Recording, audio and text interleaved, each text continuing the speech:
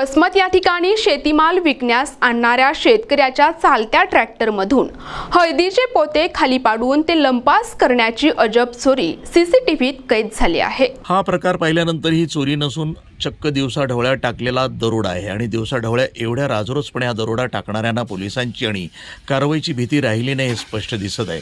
हा प्रकार पाहून शेतकऱ्यांना किती लुटणार असा सवाल उपस्थित होतोय। सीसीटीव्हीमध्ये कैद झालेला हा व्हिडिओ सोशल मीडियावर व्हायरल होत आहे। कुरे राहणार शिरला, तालुका औंढा नागनाथ, जिल्हा हिंगोली। आम्ही घरून 70 कट्टे हळद आणली होती। तर इथं मार्केटमध्ये आल्यावर एक कट्टा शिवाजी चौकामध्ये काढून घेतला चोरट्याने। कधी कळालं तुम्हाला? लगेच कळालं मला। या संदर्भात काय तक्रार वगैरे दिली? पोलीस स्टेशनला तक्रार दिली। चोर पकडला गेला। कितीची हळद होती? हळद साधारण 10,000चा कट्टा होता। खरं जर पाहायला गेलं तर ह्या वसमत तालुक्यामध्ये जर शेतकऱ्याच्या बाबतीत विचार करायला गेलं तर ह्या तालुक्यामध्ये काय बिहार प्रमाण गुंडशाही चालती की काय असं हे शहराचं चित्र आज पाहण्यास मिळालं। आणि मी आमच्या गावाकडून मोटरसायकलवर येत असताना शिवाजी महाराज यांच्या पुतळ्यासमोर आमचे जावयाचे बंधू सुभाषराव काशीनाथराव कुरे राहणार शिरला यांनी ट्रॅक्टरमध्ये 70 कट्टे हळद आणली होती। तर 70 कट्टे हळद ते घेऊन येत असताना थोडं आजूबाजूला ट्रॅफिकचा सहारा घेऊन बाजूच्या डिवायडरवर उभं राहून एका लाल शर्टवाल्या मुलानं त्या ट्रॅक्टरमधला एक कट्टा हळद काढली आणि रोडवर खाली घेतली।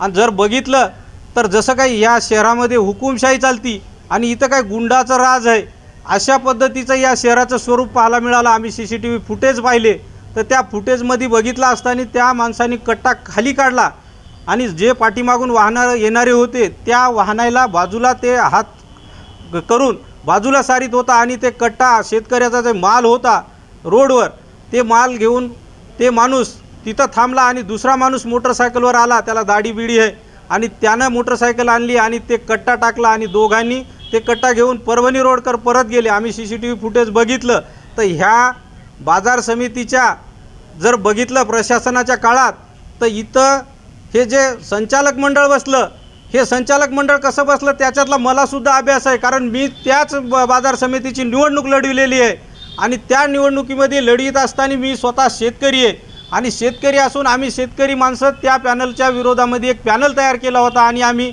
इमानदारीनं लढत असताना इथल्याच एक हरामखोरा यानं अधिकाऱ्यानं 11 ते 12 मतं खोटी सांगून त्या चोराच्या बाजूनं निकाल घोषित केला। आणि आज आपण उघड्या डोळ्यांनी बघतो की या शहरामध्ये असं जसं काय गुंडाची टोळी आणि गुंडाचं राज्य आहे या पद्धतीचं या शहरामध्ये चित्र पाहायला मिळतंय। प्रतिनिधी नंदू परदेशी, वसमत, जिल्हा हिंगोली, NTV न्यूज मराठी।